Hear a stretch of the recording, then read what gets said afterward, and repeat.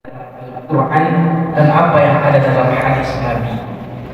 Bagaimana kita bisa mencintai hadis-hadis Nabi yang di dalamnya tertuang tafsiran dari Al-Quran, yang di dalamnya berisi tata cara mengikuti Allah.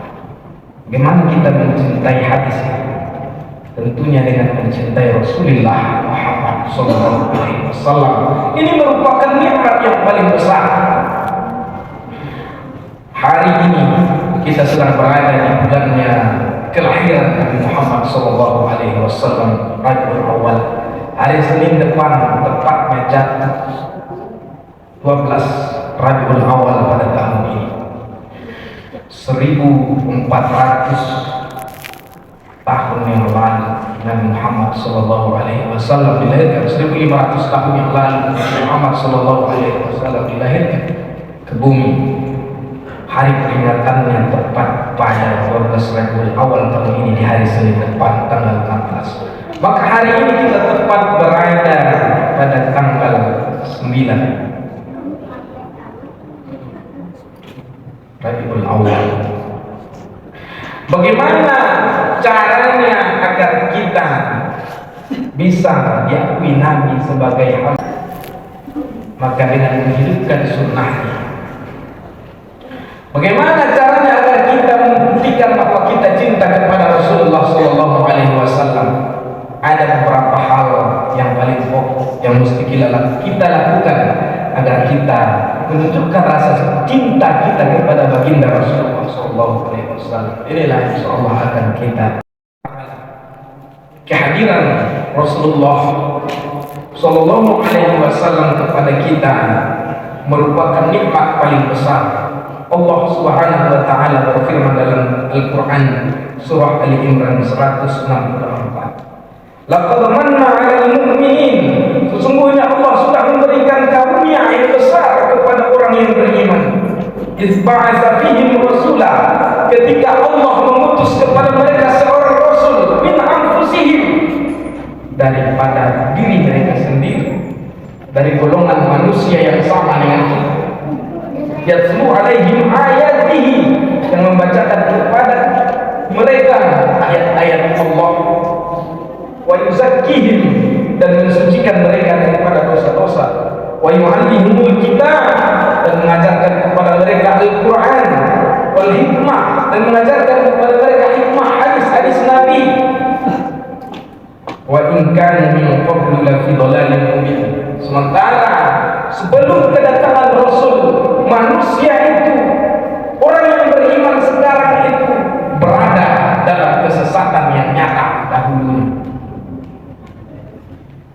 Mereka memang datang ke Ka'bah, akan tetapi yang mereka tawaf bukanlah Ka'bahnya, melainkan batu-batu berhala yang ada di dalamnya, yang ada di sekelilingnya. Mereka memang berkurban, mereka memang menyembelih hewan, akan tetapi sesungguhnya mereka bukan serahkan kepada Allah, melainkan kepada berhala-berhala yang mereka anggap sebagai Tuhan mereka. Ketika memasuki kalimah ini, disinilah manusia berada dalam jalur selamat. Maka alangkah besarnya nikmat ini. Karena kebesaran nikmat ini, maka wajib bagi kita seorang muslim, seorang mukmin, mencintai Muhammad sallallahu alaihi wasallam.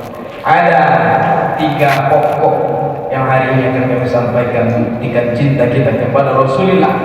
Bukan cinta dengan ucapan penghias bibir, aku mencintai Muhammad. Bukan cinta yang kita tuliskan dengan penghias kertas, I love Muhammad, we love Muhammad. Sudah sering kita lihat.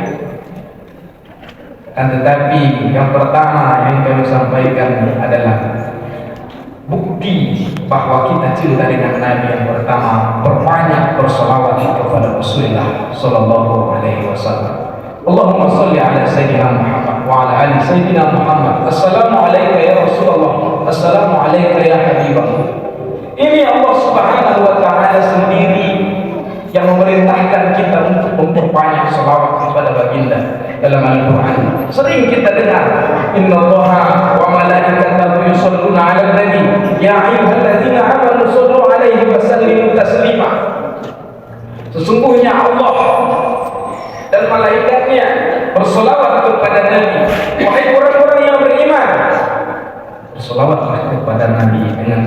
penghormatan dan bersalawat kepada kata Allah. Banyak perintah Allah dalam Al-Quran untuk beribadah. Perintah itu semua ditujukan kepada makhluk.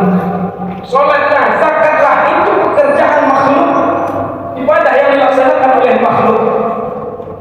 Ketika Allah memerintahkan ibadah bersolawat, Allah pun ikut melakukannya. Tidak hanya sekedar ibadah ini dilakukan oleh manusia, melainkan Allah Subhanahu wa taala juga memberikan selawat kepada baginda Nabi Muhammad sallallahu alaihi wasallam.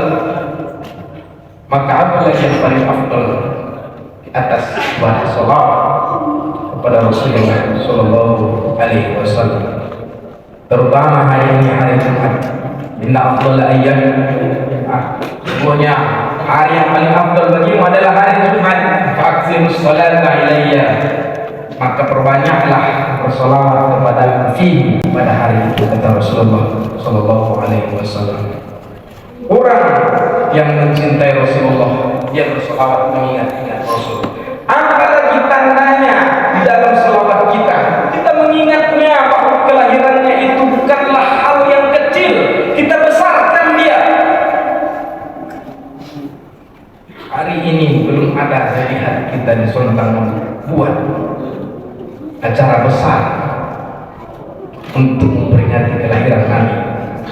Di bulan ini kesempatan bagi kita untuk menunjukkan bahwa kita adalah orang yang mencintai Nabi. Kita buat acara yang di dalamnya diisi dengan sholawat, di dalamnya diisi dengan kajian-kajian tentang kelahiran Rasul, tentang adanya Rasul yang menyelamatkan kita, yang mencintai kita di dunia sampai akhirat. Kita bawa anak cucu kita ke dalam acara tersebut. Yang kedua, cara kita mencintai Rasulullah adalah menghidupkan sunnahnya Nabi. Yang pertama sekali kita kenali Nabi agar kita mencintainya. Setelah kita cinta Nabi, kita kenali hadisnya, kita kenali sunnahnya, kita belajar.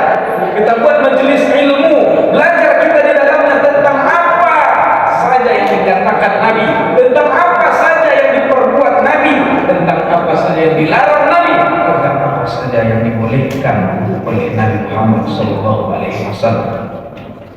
Alhamdulillah di Desa Sontang baru-baru ini sudah dicetuskan oleh Karang Taruna dan remaja masjid, ada pengajian rutin malam Kamis di masjid kita. Memang remaja dan taruna yang mengadakan, tetapi itu terbuka untuk umum kaum muslim. Datangi kajian-kajian majelis ilmu, sunnahnya Nabi dan para sahabat, mereka tak pernah berhenti dari majelis ilmu, belajar tentang agama Allah. Mereka duduk bersama mengkaji tentang apa yang Allah perintahkan dalam Al-Quran melalui lisannya Rasul sallallahu alaihi wasallam. Sekarang tak ada Rasul, siapa warisnya? Para ulama, mereka yang mengamalkan dan mengajarkan ilmu. Kemudian sunnahnya Nabi yang paling utama, Nabi sangat cinta dengan sholat berjamaah, cinta dengan masjid. Hari ini saya lihat, hari ini khatib melihat masjid kita banyak yang kosong safnya. Rasul sallallahu alaihi wasallam sampai pada akhir hayatnya berusaha untuk dapat melaksanakan sholat berjamaah. Di ujung-ujung nyawanya Rasul terkokoh-kokoh, tak bisa lagi mengangkat kaki, dipapah oleh dua orang sahabatnya, Sayyidina Ali dan satu lagi sahabat adiknya. Rasul di tengah-tengah keduanya diseret kaki Nabi itu untuk sampai ke tempat imam dan melaksanakan sholat berjamaah. Sementara kita hari ini kita sia-siakan kaum muslimin. Mana kecintaan kita kepada Nabi?